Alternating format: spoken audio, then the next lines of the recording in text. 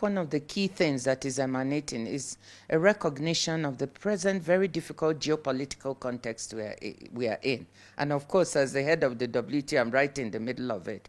But one thing is very clear. Africa we really need to change our mindset. Access to aid, I think we can begin to think of it as a thing of the past. We really have to focus on two things: attracting investment and mobilizing our own domestic resources. And I think that is a theme that is running through almost all the meetings here at the AU. I think African leaders are recognizing that this is a challenge.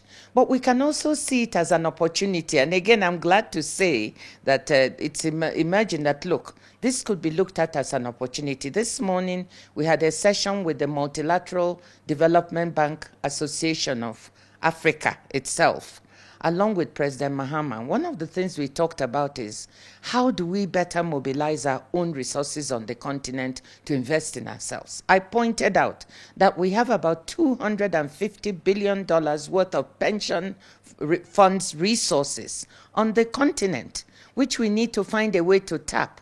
First, the pension funds need to look at their regulations to see how they change it so that they can invest more on the continent rather than investing more outside. And pension funds from South Africa is the biggest, but you have South Africa, Nigeria, Kenya, Morocco, Botswana, Namibia, so many countries. When you start totaling the resources, it's huge, hugely significant. 250 billion is the estimate that I have. We have these multilateral development banks like African Finance Corporation, Afrexim Bank is chairing the Association of African Multilateral Institutions. We need to capitalize them better.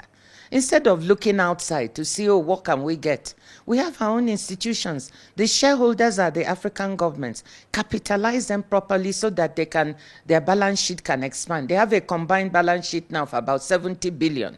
But if you look at the $70 billion, but if you look at the needs we have for infrastructure alone, up to more than 200 billion a year, you can see that we need to expand the balance sheets of these organizations. We have more than 84 national development banks and financial institutions, quite apart from the multilateral.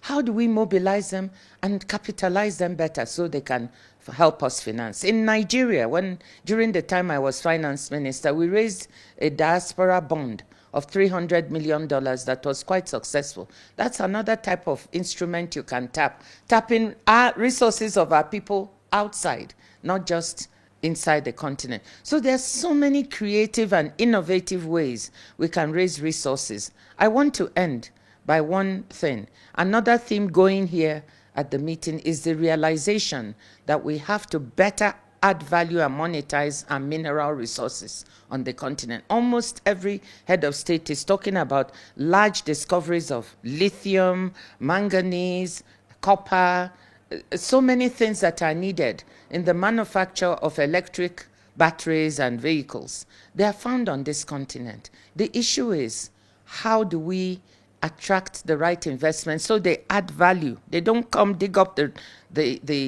mine the resources and get them processed elsewhere. They have to be processed on the continent to create more jobs for us and to increase our trade.